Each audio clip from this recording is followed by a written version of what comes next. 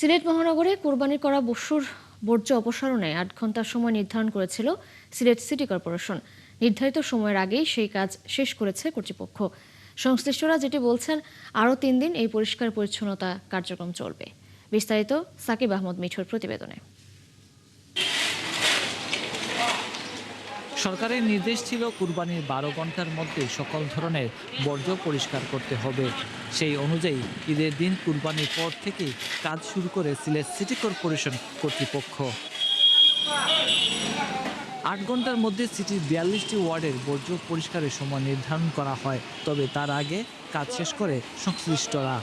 জনগণ যেভাবে সহায়তা করছেন আমি খুবই আশাবাদী, এবং যদি আবহাওয়া প্রতিকূল না থাকে আমরা আশা করি খুবই স্বল্প সময়ের মধ্যে আমাদের বর্জ্যের অপসারণের কাজ সম্পন্ন করতে পারবো। একইভাবে যারা বিকালে দিবেন কিংবা কালকে দিবেন, আগামী ৩ দিন আমাদের একই কার্যক্রম চলমান থাকবে। বর্জ্য অপসারণের কাজ দ্রুত শেষ হওয়ায় সন্তোষ জানিয়েছেন নগরবাসী। তবে নগরবাসীকে নির্দিষ্ট স্থানে বর্জ্য ফেলার আহ্বান জানিয়েছেন নগরীর সচেতন নাগরিকরা। আমরা যেটুকু দেখেছি এখন পর্যন্ত সিটি কর্পোরেশন ভালো করেছে, আর নাগরিকদের পক্ষ থেকে যে বিষয়টা করার কথা ছিল সে জায়গায় একটু ব্যত্যয় ঘটেছে। আমরা দেখেছি ২৪ ঘন্টাও তো হয়নি, ২৪ ঘন্টার আগেই কিন্তু সম্পূর্ণ নগরী একদম দুর্গন্ধমুক্ত, নিট অ্যান্ড ক্লিন বলতে যা বোঝায় সবই কিন্তু করা হয়েছে। সিলেট সিটি কর্পোরেশনের কর্তৃপক্ষ জানিয়েছে ঈদের দিন থেকে ৩ দিন পর্যন্ত তাদের এই পরিষ্কার পরিচ্ছন্নতা কার্যক্রম চলবে। সাকিব আহমদ মিঠু, ৭১, সিলেট।